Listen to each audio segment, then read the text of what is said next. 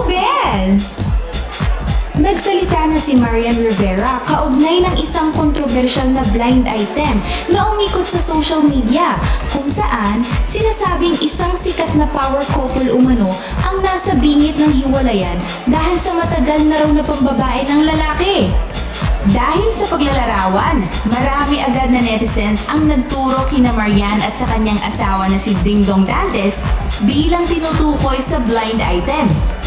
Ayon sa ulat na ibinahagi sa YouTube talk show ng Marites University, sinabi ng entertainment writer na si Rose Garcia na personal niyang kinontak si Marian upang verifikahin ang issue.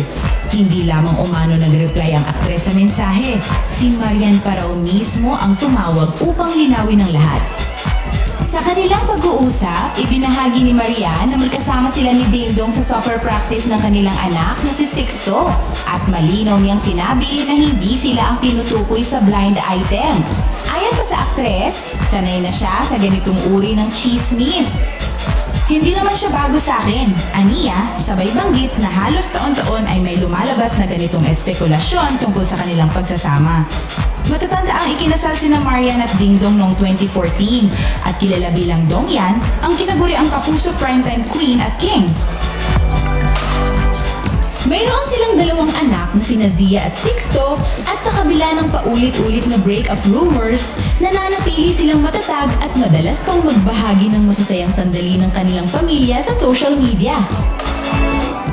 Sa parehong talakayan, kinumpirma rin ng Marites University team na ibang celebrity couple ang tinutukoy sa blind item, ngunit piniling huwag ilantad ang pagkakakilanlan ng mga ito. Samantala, binanggit din ni Ogie Diaz sa kanyang Instagram story na marami ang humihikayat sa kanya na pangalanan ng couple sa blind item. Subalit hanggang ngayon ay wala pa ring opisyal na kumpirmasyon. Para sa mga tagahanga ni Marian at Dingdong, malinaw ang mensahe ng aktres. Buo at matatag pa rin ang kanilang pamilya at ang mga chismis ay bahagi na lamang ng mundong kanilang ginagalawan. Ang tanong, kung hindi pala sina Marian at Dingdong ang tinutukoy sa blind item, sino nga ba talaga ang power couple na may tinatagong problema?